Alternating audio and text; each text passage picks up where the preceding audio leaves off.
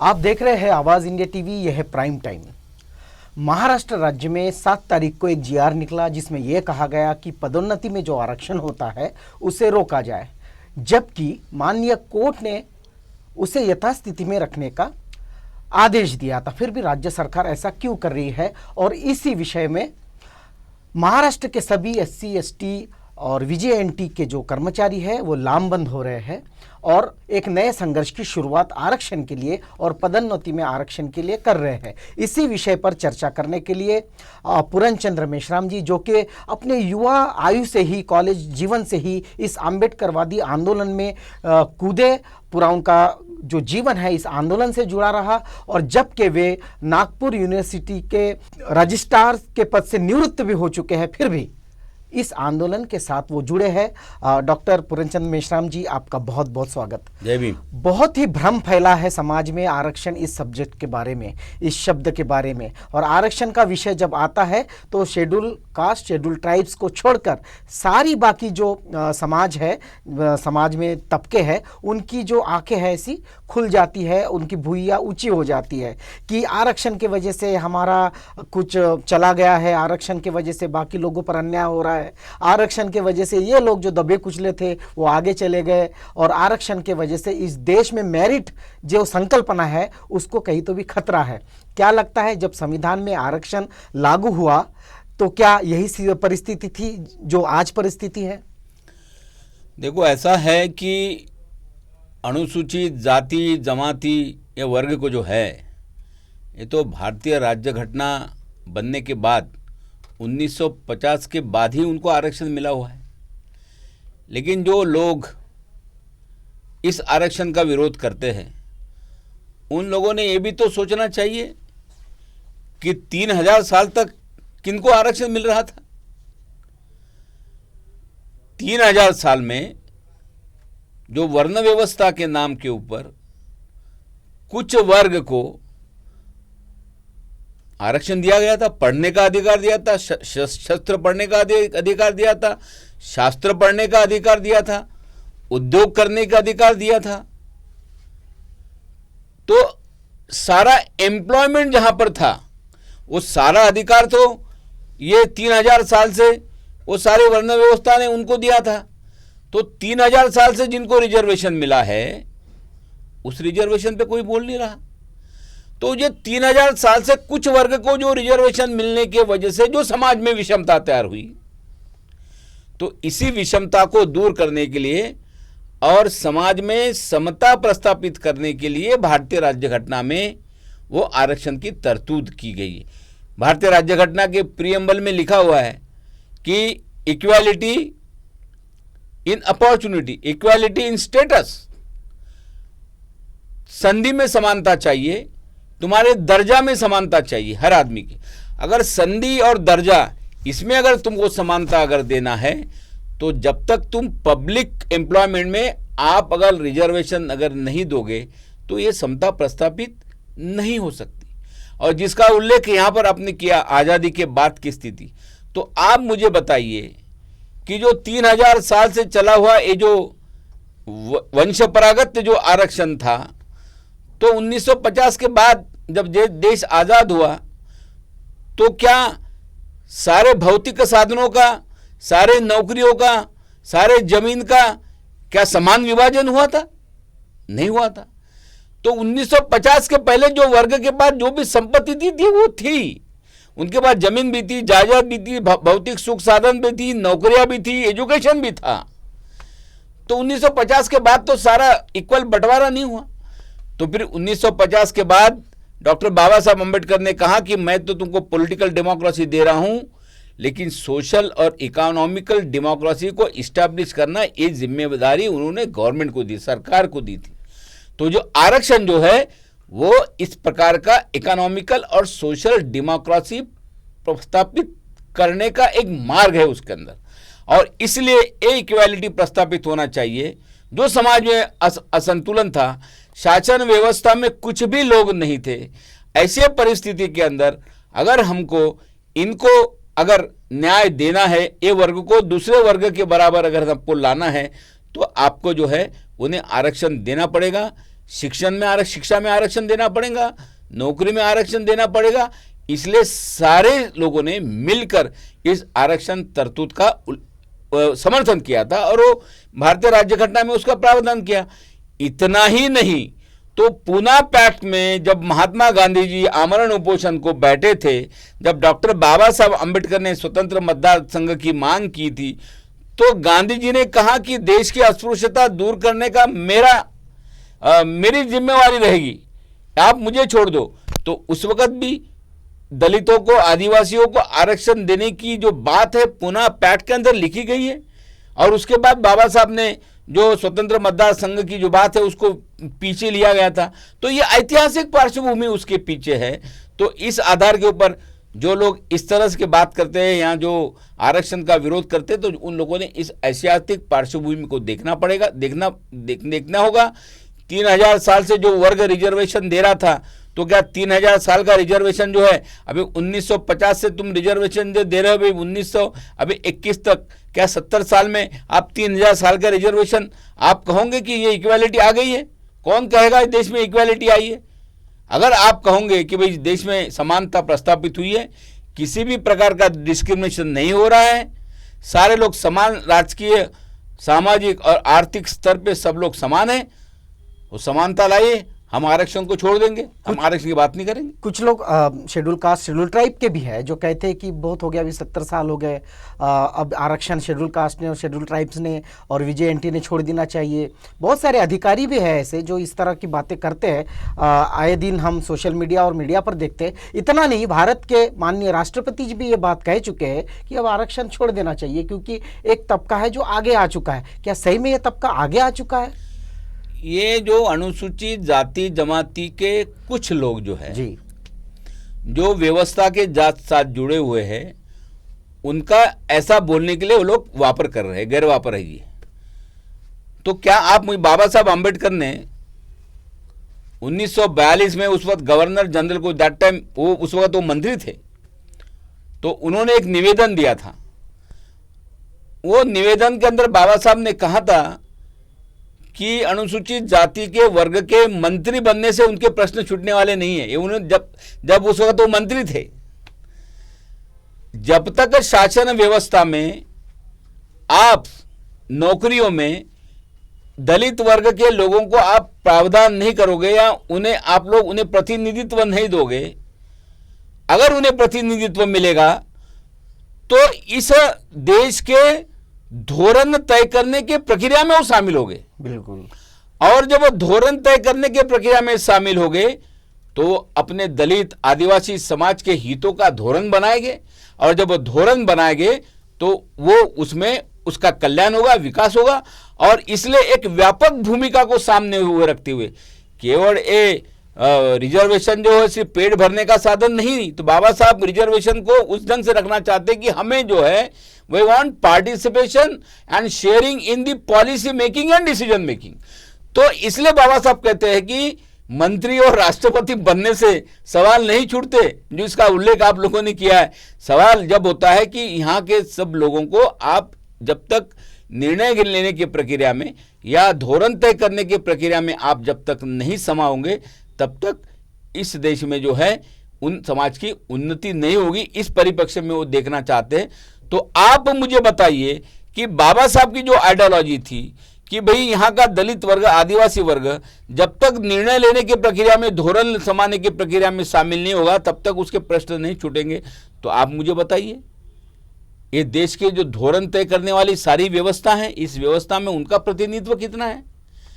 तो इसका प्रतिनिधित्व अगर नहीं है, सिंगल आइसोलेटेड पोस्ट जो है, बिल्कुल वो रिजर्वेशन नहीं हो सकता। ये निर्णय चक्रधर पासवान के केस में सुप्रीम कोर्ट ने दिया हुआ है। रिजर्वेशन के दायरे से बाहर, रिजर्वेशन के बाद यानी जो सिंगल आइसोलेटेड पोस्ट होती है, जो इस देश में और राज्य में जो है वो सारे धोरण और निर्णय लेने का जो पद होता है, ऐसे पद में सुप्रीम कोर्ट ने आरक्षण निकाल दिया। तो उसके बाद में जब सिंगल आइसोलेटेड पोस्ट में जब आरक्षित आदमी आएगा ही नहीं, तो आपने तो पहले ही स्टेज पे तुम लोगों ने वो निर्णय लेने की प्रक्रिया में और धोरण तय करने की प्रक्रिया में हम लोगों को तुमने बाहर कर दिया, जुडिशरी से भी बाहर कर दिया। जुडिशरी के अंदर रिजर्वेशन नहीं रखा आप लोगों ने। और दूसरा महत्व का मुद्दा है कि आज जिस व्यवस्था को डॉक्टर बाबा साहब आम्बेडकर ने कॉन्स्टिट्यूशन के माध्यम से आरक्षण का प्रोटेक्शन करने की जिम्मेवारी दी थी, वो कौन थे आयुक्त थे? दो, एक तो इस देश की राज्य सरकार, केंद्र सरकार, और दूसरे देश की जुडिशरी।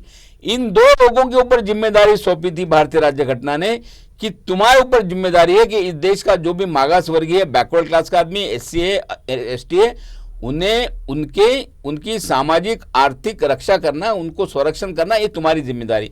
इसलिए उन्हें पावर दिया कि स्टेट को हम लोग इस बात का अधिकार बहाल करते हैं कि भाई उन्हें नौकरी में आरक्षण देना चाहिए, उन्हें शिक्षा में आरक्षण देना चाहिए, और उन्हें हम लोग पदोन्नति में आरक्षण देना चाहिए। ये सारी प्रावधान इसलिए किया था।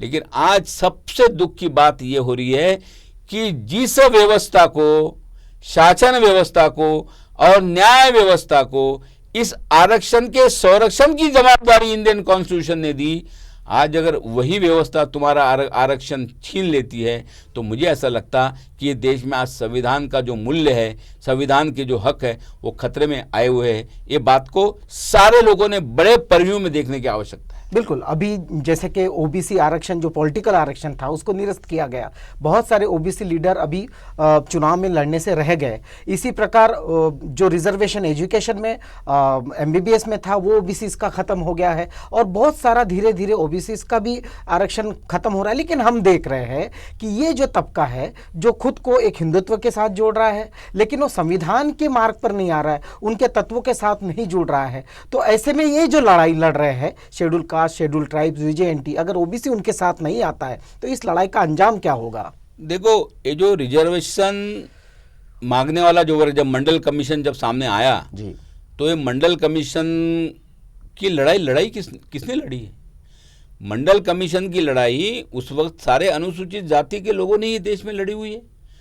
और वो लड़ाई में उन्होंने इस ओबीसी तबके को आरक्षण मिलना चाहिए, इसकी लड़ाई लड़ी हुई। वो इसलिए लड़ी थी कि भाई ये जो वर्ग, जो डॉक्टर बाबा साहब अम्बेडकर जी ने जो कॉन्स्टिट्यूशन में प्रोविजन की थी कि आज मैं इस राज्य घटना के माध्यम से अनुसूचित जाति जमाती को आरक्षण दे रहा हूं, लेकिन कल अगर ऐसे कुछ सामाजिक मनवंतर या आर्थिक मनवंतर या कुछ परिवर्तन आया और उस वजह से कुछ लोग अगर पिच मागास वर्गीय हो जाते, बैकवर्ड हो जाते, तो ऐसे वर्ग की स्टडी करने के लिए केंद्र सरकार ने एक आयोग बनाना चाहिए, और उस आयोग बना के फिर बैकवर्ड क्लास को निश्चित करना चाहिए, और उन्हें फिर जो भी फैसिलिटी देना है, सर्विसेज में आरक्षण, वो देना चाहिए। प्रोविजन बाबा साहब ने दूरदृष्टि रख के की थी। वही आधार पर मंडल कमीशन बना और वही आधार पर ओबीसी को आरक्षण मिला। इसलिए बाबा साहब ने जो कॉन्स्टिट्यूशन में प्रोविजन की थी, इसलिए हम ओबीसी के आरक्षण के लिए हम लोग रास्ते पर आए और आज उन्हें उस तरह से आरक्षण मिला है। तो हमारा कहना ऐसा है कि चाहे ओबीसी हो, चाहे वीजेएनटी हो या शेड्यूल ट्राइब हो, आप सब लोगों ने ये सोचना चाहिए कि आपको भारत के राज्य घटना के तरतूत के महत्व जो है वो तुम्हें सारे रिजर्वेशन मिला हुआ है, और इस व्यवस्था का ये षड्यंत्र है कि ये आरक्षण वाले जो लोग हैं, तबके के लोग, इन्हें आपस में फोड़ा जाए, तोड़ा जाए। ओबीसी को मराठा से लड़ाया जाए, एससी को एसटी से लड़ाया जाए, वीजे को एनटी से लड़ाया जाए। इस तरह से आपस में सिस्टम में इस तरह से लड़ाया जा रहा है क्योंकि इन्हीं में के कुछ लोगों को उन लोगों ने अपने हाथ में पकड़ लिया, और वो उन्हीं लोगों के माध्यम से वो सुप्रीम कोर्ट में पिटीशन फाइल करते हैं, उन्हीं लोगों के माध्यम से वो हाई कोर्ट में पिटीशन फाइल करते हैं। देखो, हम तो नहीं करते, मागास वर्गीय दलितों की संगठन है जो पिटीशन फाइल कर रही है।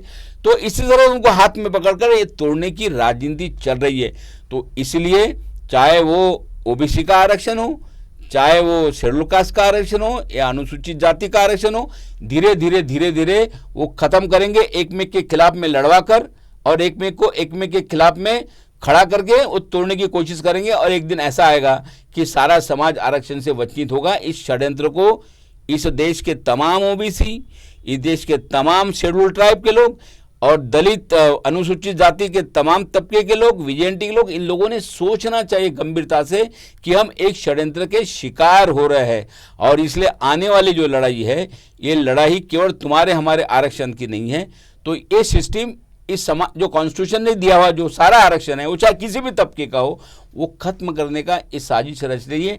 इसलिए सब लोगों ने अपनी गलतफहमियां दूर करके एक विचार पीठ पर आकर ये सामाजिक न्याय के लिए और ये संवैधानिक हकों के लिए एक विचार पीठ पर आने की आवश्यकता है। तब हमारा भी आरक्षण बचेगा, आपका भी आरक्षण बचेगा। अन्यथा एक में को लड़वा के हम एक में का आरक्षण खत्म करेंगे, इसके सिवा कोई दूसरा रास्ता नहीं। महाराष्ट्र के परिप्रेक्ष्य में हम देखेंगे कि अजीत पवार कहते हैं कि मराठा समाज का जो नुकसान हुआ अब तक, उस नुकसान की भरपाई करेंगे। और उसके कुछ ही दिन के बाद जो 7 तारीख को जीआर आया, जिसमें पदोन्नति का आरक्षण जो 33% का है उसको निरस्त किया गया, इस बात का और इस बात का कोई संबंध जुड़ता है? अरे भाई, आप मुझे बताइए, मराठा आरक्षण का हमने विरोध कहाँ किया है? छत्रपति शाहू महाराज जो मराठा राजा थे, उसी छत्रपति शाहू महाराज ने अपनी शासन व्यवस्था में 50% जो आरक्षण है वो मागास वर्गीय को दिया था। तो आरक्षण की शुरुआत तो भैया आप ही ने की। और वही शाहू महाराज ने डॉक्टर बाबा साहब अम्बेडकर जी को विदेश में पढ़ने के लिए शिष्यवृत्ति भी दी थी। और आप वही शाहू महाराज, वही शिवाजी महाराज ने अपने सेना में सारे दलित आदिवासी लोगों को साथ में लेके, मावड़े को लेके हिंदवी स्वराज की स्थापना की है। तो आप अगर शिवाजी महाराज और शाहू महाराज के अगर वंशज हो, अगर वारस हो, अगर अपने आप को समझते हो, तो आप आरक्षण का विरोध कैसे कर सकते हो? इसका मतलब है कि भाई आप बेसिकली जो है शाहू महाराज, छत्रपति शाहू महाराज और शिवाजी महाराज के विचारों की आप प्रताड़ना कर रहे हो। और सवाल ऐसा है कि 1950 के बाद देखिए ना, महाराष्ट्र शासन में सरकार किसकी रही हुई? किसने रोका था कि भाई आप मराठा समाज की आर्थिक उन्नति नहीं करना चाहिए? किसने आपको रोका था? आपके मुख्यमंत्री 1950 के बाद कितने बने? सारे मंत्रिमंडल आप देख लिए 1950 के बाद में महाराष्ट्र में आपके कितने मिनिस्टर थे? तो भाई आपका पूरी सत्ता तो आपके पास में थी भाई साहब। सारे कारखाने उनके पास, सारे सागर कारखाने आपके पास, सुदगिरनियां आपके पास में, सारी कोऑपरेटिव सोसाइटी आपके पास में, कॉलेजेस आपके पास में थे, सरकार आपके पास में थे, और 85% सारे डिपार्टमेंट आपके थे। तो भैया आपको मराठा समाज का आर्थिक उन्नति करने के लिए रोका किसने था? आप बताइए ना, शेड्यूल कास्ट ने कब मराठों के आर्थिक उन्नति में बाधा डाली हुई है? या कभी मराठा को आरक्षण नहीं मिलना चाहिए इसलिए कोई पिटीशन फाइल किया है या कोई आंदोलन? सारे तो आरपीआई के नेता ये कहते कि मराठा को आरक्षण मिलना चाहिए। और बाबा साहब ने भी उसकी तरतूद, और जब ये मंडल आयोग बना था, तब मंडल आयोग जब आया था, जब सब जाति का परीक्षण कर रहा था, तब आपने अगर मंडल आयोग को बोला रहता तो मंडल आयोग ने भी उस वक्त आपको मराठा समाज को ओबीसी में इंक्लूड किया रहता। आपने वो प्रूव करना चाहिए था कि भाई हम इकोनॉमिकली बैकवर्ड है, उसके अंदर हम इकोनॉमिकल सोशली बैकवर्ड है। उस वक्त किसी भी मराठा समाज ने मंडल कमीशन में जाने से इनकार कर दिया। अगर वो नहीं किया होता तो शायद आज स्थिति नहीं होती। आज कह रहे हैं कि भाई हमको आज ओबीसी में सम्मिलित कर दीजिए। तो अपॉर्चुनिटी तुम्हारे पास 1950 से अभी तक आई है, लेकिन जो शासनकर्ता वर्ग था मराठा समाज ने, वो जो श्रीमंत वर्ग, उन्हीं जो मुठभर वर्ग ने अपने हाथ में सत्ता रखा, और फिर नीचे वाला जो वर्ग है वो वर्ग तक नहीं पहुंचा। इसलिए उन्हीं के समाज में जिस तरह से दरी तैयार हो गई है, वो दरी के लिए हम जवाबदार नहीं, हम जिम्मेदार नहीं, आप जिम्मेदार हो, क्योंकि आपने उस तरह से उन लोगों तक उनकी गरीबी दूर करने के लिए आप लोगों ने काम नहीं किया। इसका उदाहरण है। और उसका आप जिसके लिए जिम्मेवार हो, और जिम्मेवार हमको पकड़ के हमारा आरक्षण आप सब खत्म करना चाहते हो। अरे भाई आप बताइए ना, हम तो कभी शासन व्यवस्था में रहे नहीं। हमारे मंत्रिमंडल में कितने लोग रहे आप देख लीजिए। हमारे तब समाज कल्याण खाता मिलता था, उसमें तब शेड्यूल कास्ट का पोर्टफोलियो हमारे तब रहता था। तो आप बताइए ना, 1950 के बाद में हमने कौन सा काम किया जो तुम्हारे आरक्षण के खिलाफ में हम लोग को नहीं किया? हमने कौन सी तुम्हारी नौकरियां ये की है? तो पहले भी जो था वो 33% रिजर्वेशन, जो अनुसूचित जाति को जो है 13% रिजर्वेशन था, और अनुसूचित जमाती को 8% रिजर्वेशन था। तो ये इतना जो रिजर्वेशन था 21% था, बाद में विजेंटी इंक्लूड हुआ। तो बाकी जो रिजर्वेशन था 21% को छोड़ गए, वो सारा रिजर्वेशन ले कौन रहा था? अगर ले रहे थे, आप भी उसमें शामिल थे। कुछ उच्च वर्ग के जो लोग थे, जो पढ़े लिखे समाज के लोग थे, वो उन्हीं लोगों ने लिया। तो आप वो जो 21 को अगर आप लोग 100 से माइनस कर दो तो इतना रिजर्वेशन जो है आप लोगों ने लेने के बावजूद भी 50 से लेके अभी तक हम लोगों ने कुछ नहीं बोला। और आप जब अभी हम थोड़ा सा रिजर्वेशन की मांग करें तो आप ये कहने की बात कर रहे हो कि भाई इनके रिजर्वेशन वजह से हम लोग पीछे आए हुए हैं। ये तो बहुत गलत है, ये बहुत ही सरास गलत है। इसका मतलब ऐसा है कि बहुत तरह की गलत फहमियाँ जो है वो निर्माण की गई। या तो आप क्वान्टिफाइबल डाटा दीजिए ना, हाईकोर्ट जो कह रहा है तो आप क्वान्टिफाइबल डाटा दे दीजिए भैया, कितने लोग पदोन्नति में अनुसूचित जाति के हैं, कितने लोग अनुसूचित जमाति के, वो तो डाटा मांग रहे हैं ना। और डाटा बाप दाखो ना तो शायद अगर वो डाटा जब आप गवर्नमेंट के सामने प्रोड्यूस करोगे तब मालूम पड़ेगा कि कौन से लोग कितने कहाँ तक पहुंचे हुए हैं और उनको नौकरी में कितने स्टेज तक आरक्षण मिला हुआ है। आप वो डाटा इसलिए नहीं देना चाहते कि आपको मालूम पड़ जाएगा कि सरकारी व्यवस्था में 1950 से लेकर 1921 तक आज जो भी रिजर्वेशन है हम लोगों ने पूरा नहीं भरा हुआ है। पदोन्नति का आरक्षण हम लोगों ने नहीं दे पाया। क्लास 4 में सुपर कम्युनिटी के जो लोग हैं वो इंक्लूड होने से क्लास 4 का बैकलॉग भरा हुआ दिखता है। बाकी क्लास 3, क्लास 2, क्लास 1 यहाँ कहीं भी बैकलॉग नहीं। सिंगल आइसोलेटेड पोस्ट से रिजर्वेशन निकाल दिया, वहाँ बैकलॉग नहीं। स्पेशल आइसोलेटेड पोस्ट से रिजर्वेशन निकाल दिया, वहाँ सारा बैकलॉग नहीं है। और ये बैकलॉग बना हुआ है। तो ये सारे पोजीशन के अंदर सरकार जो है वो इस लड़ाई को एक वैधानिक तरीके से कोर्ट के सामने रख के इसका रिजल्ट नहीं देना चाहती है और इसलिए वो इस गलत फहमियों को फैलाना चाहती है। दूसरा मुद्दा यह है कि जो मराठा समाज को जो आरक्षण नहीं मिला या जो भी सुप्रीम कोर्ट ने जो भी इस बारे में जजमेंट दिया, अब सुप्रीम कोर्ट में जो जज लोगों ने जजमेंट दिया उसमें तो कोई अनुसूचित जाति का तो जज नहीं बैठा हुआ है कि भाई वो जज की वजह से ऐसा हुआ है करके जो आप लोग हम पे आरोप करेंगे। तो भाई आप लोगों ने सुप्रीम कोर्ट के सामने ये बात कन्विंस करना चाहिए था, ये बात को रखना चाहिए था आप लोगों ने कि भाई हम लोग ये कर रहे उसके लिए लेकिन जिस दिन मराठा समाज का आरक्षण जो है सुप्रीम कोर्ट रद्द करता है उस वक्त उसके बाद आप दूसरे दिन जो है वो अनुसूचित जाति का पदोन्नति का आप आरक्षण निकाल देते हो। ये इस तरह से जो है बहुत गलत बात है। और मैं ऐसा समझता हूँ कि राज्य सरकार जो है इन्हें जो जिम्मेदारी दी थी ये आरक्षण को बचाने की वेलफेयर स्टेट में, ये महाराष्ट्र राज्य जहाँ डॉक्टर बाबा साहब अम्बेडकर जी ने राजगृह में बैठकर भारतीय राज्य घटना लिखी। इस महाराष्ट्र में महात्मा ज्योतिराव फुले ने हंटर कमीशन के सामने मेमोरेंडम देके दलितों को आरक्षण देने की अंग्रेज सरकार को बात की थी। इस महाराष्ट्र में तुम्हारे शाहू महाराज ने आरक्षण बहाल किया था। उसी महाराष्ट्र में आप उनके वंशज समझने वाले सारे लोग अगर आरक्षण निकाल दोगे तो इतिहास तुम्हें माफ नहीं करेगा। और पूरे देश में जिस तरह से पूरे देश में ये सिर्फ हमारा राज्य है, सेंट्रल गवर्नमेंट दे रही है पदोन्नति में आरक्षण, सारे स्टेट दे रहे हैं। और हम बाबा साहब को महात्मा फुले को शाहू महाराज के विचारों पे आधारित हमारा राज्य ऐसा कहलाने वाले वेलफेयर स्टेट के लोग हमारा आरक्षण खत्म कर रहे हैं। मुझे लगता है ये पूरे महाराष्ट्र स्टेट की, राजश्री शाहू महाराज की, महात्मा फुले की, डॉक्टर बाबा साहब अम्बेडकर की विचारों की ये नेशनल लेवल पे बहुत बड़ी प्रताड़ना सरकार कर रही है और इसका जवाब जो है उन्हें देना पड़ेगा। बिल्कुल, आपने जिस तरह से जिक्र किया कि महाराष्ट्र सरकार, लेकिन महाराष्ट्र में त्रिशंकु सरकार है। एक तरफ राष्ट्रवादी कांग्रेस पार्टी है, एक तरफ शिवसेना है, दूसरी तरफ कांग्रेस है। हमारा जो हम इतिहास में देखते हैं कि शिवसेना और राष्ट्रवादी कांग्रेस कभी भी आरक्षण के पक्षधर नहीं रहे। लेकिन एक तरफ यह कहा गया कि कांग्रेस जो है बहुत प्राचीन काल से भी आज तक आरक्षण के फेवर में थी। फिर भी इस तरह का स्टे इस राज्य में लाना, क्या कांग्रेस भी उसी के रंग में रंग गई है? और जिस तरह से कांग्रेस के कुछ मंत्री अंबेडकरवादियों के साथ बैठ रहे हैं, दलितों के साथ बैठ रहे हैं, तो क्या वो डैमेज कंट्रोल करने के पीछे लगे हैं ताकि उनकी पार्टी का डैमेज कंट्रोल न हो? अगर इस तरह की बात हो रही तो बेसिक लड़ाई का क्या होगा? बहुत सही बात कही आपने।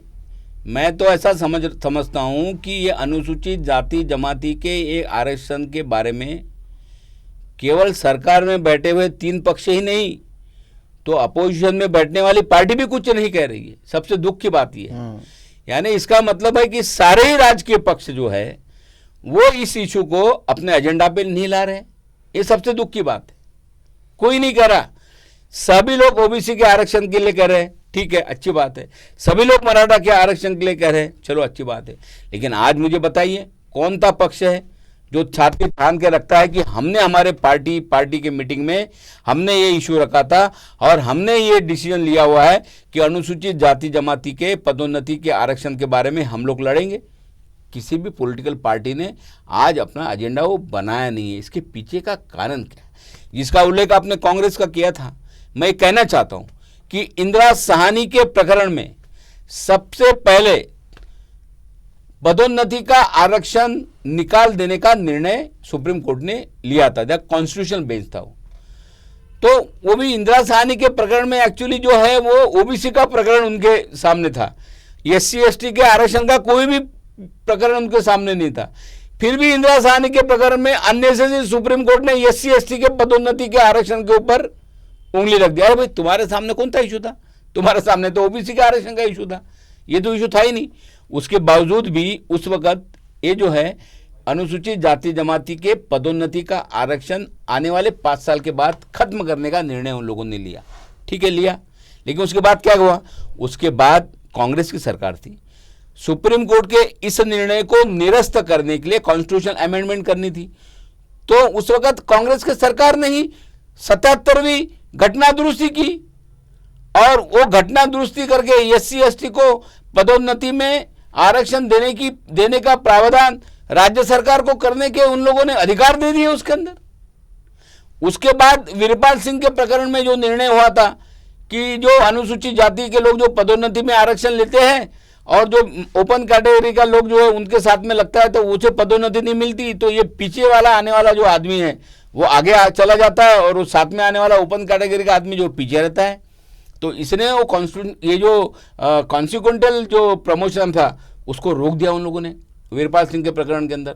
तो उसके बाद फिर कॉन्स्टिट्यूशनल अमेंडमेंट हुई और उसके अंदर उन्होंने बोला नहीं, जो भी नियम के अंदर पदोन्नति जिस दिन भी अनुसूचित जाति के व्यक्ति को होगी उसकी सीनियरिटी जो है वो कॉन्सिक्वेंटल सीनियरिटी उसको उस दिन से मिलेगी। इसका भी उसकी भी प्रोविजन किया था 85 के अंदर। और आज जो 7 मई का जो जीआर आप लोग देखोगे तो उसके अंदर आप हमारे पदोन्नति का आरक्षण निकाल रहे हैं। इसका मतलब 77 जो अमेंडमेंट कॉन्स्टिट्यूशन में हुआ था 64A उसका उल्लंघन आप कर रहे हो। और दूसरा अमेंडमेंट जो 85 में हुआ था कॉन्स्टिट्यूशन, उसने अभी उन्होंने बोला कि हम लोग 2005 से जो लोग सीनियर हुए वो आधार पे हमें सीनियरिटी बनाएगा। 2005 से अभी 2021 है, यानी 15 साल पहले के लोगों से सीनियरिटी चालू करेंगे। तो सुप्रीम कोर्ट के निर्णय के आधार पे जो कॉन्सिक्वेंटल सीनियरिटी की प्रोविजन कॉन्स्टिट्यूशन में की थी उसका भी उल्लंघन है। ऐसे कॉन्स्टिट्यूशन के 2 प्रोविजन का ये लोग उल्लंघन करना चाहते, यानी पुरानी सीनियरिटी भी तुम्हें देना नहीं चाहते और पदोन्नति का आरक्षण देना नहीं चाहते। इसका मतलब साफ है कि ये सरकार जो है, दुख की बात ऐसी है कि राज्य घटना ने जिनको आरक्षण का संरक्षण करने की जवाबदारी दी थी आज उसका विरोध हो रहा है। आप जिस कांग्रेस पक्ष की बात की थी, हमारा तो यही कहना है कि भी कॉन्स्टिट्यूशन अमेंडमेंट तो आपके सरकार ने की थी। जब इंदिरा साहनी के प्रकरण के अंदर जब पदोन्नति के खिलाफ में निर्णय हुआ था तो आपके सरकार ने निर्णय लिया था। इसका मतलब आपकी सरकार दिल्ली में ये चाहती है कि पदोन्नति में आरक्षण मिलनी चाहिए। तो फिर आप महाराष्ट्र शासन में अलग भूमिका कैसे ले सकते? आपने भूमिका लेना चाहिए था। दूसरा ये मुद्दा है कि जब ये 3 सरकार अलग अलग विचारों की थी, शिवसेना है, राष्ट्रवादी है, कांग्रेस पक्ष है, तब सबसे लेट जो है वो कांग्रेस ज्वाइन हुई।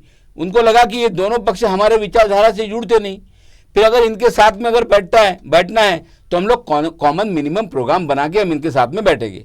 तो आपने कॉमन मिनिमम प्रोग्राम बनाया। कॉमन मिनिमम प्रोग्राम जो है राष्ट्रवादी कांग्रेस और शिवसेना ने जब उसको स्वीकृति दी तब वो साथ में बैठे। उस कॉमन मिनिमम प्रोग्राम में क्या लिखा हुआ है?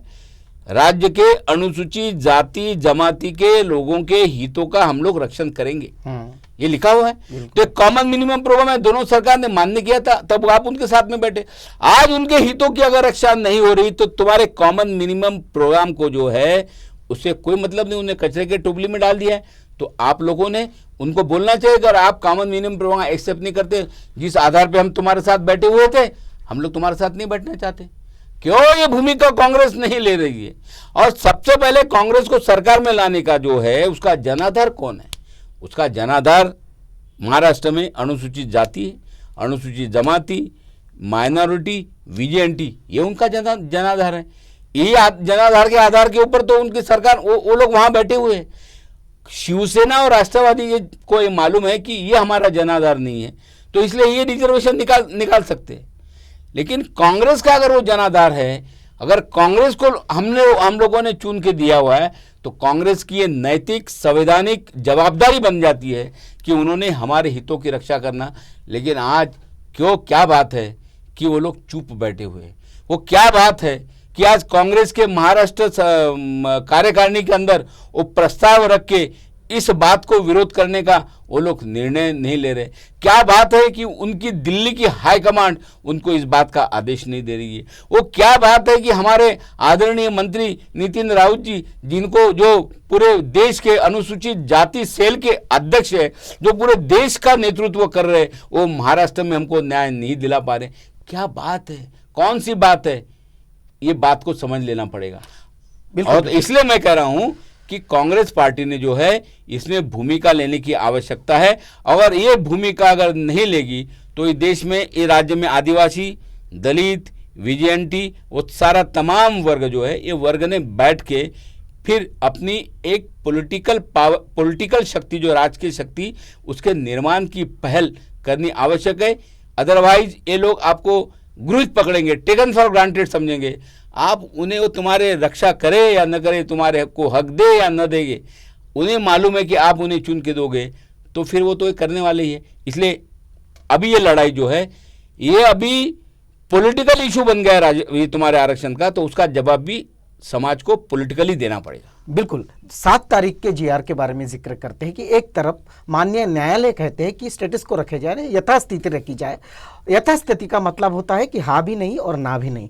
राज्य सरकार को क्या जल्दबाजी थी कि वो माननीय कोर्ट का भी आदेश नहीं मान रहे हैं, ना संविधान का, ये तो मूलभूत अधिकार है आरक्षण का, उसको भी नहीं मान रहे हैं। तो राज्य सरकार को इतनी क्या जल्दबाजी थी कि इस तरह का जीआर लॉकडाउन के काल में, कोरोना संक्रमण के काल में इस तरह से, क्या ये इस राज्य की जो शेड्यूल कास्ट है, शेड्यूल ट्राइब्स है, विजेएनटी है, माइनॉरिटी, उनके साथ एक बहुत बड़ा धोखा कर रही है? बहुत बड़ा धोखा है। और आने वाला जो समय है, इसमें उन लोगों ने संकेत दिए हुए हैं। ठीक है, हम आज पदोन्नति में कर्मचारी को, कुछ लोगों को पदोन्नति नहीं मिलेंगी, आगे वाले जनरेशन का क्या बात है।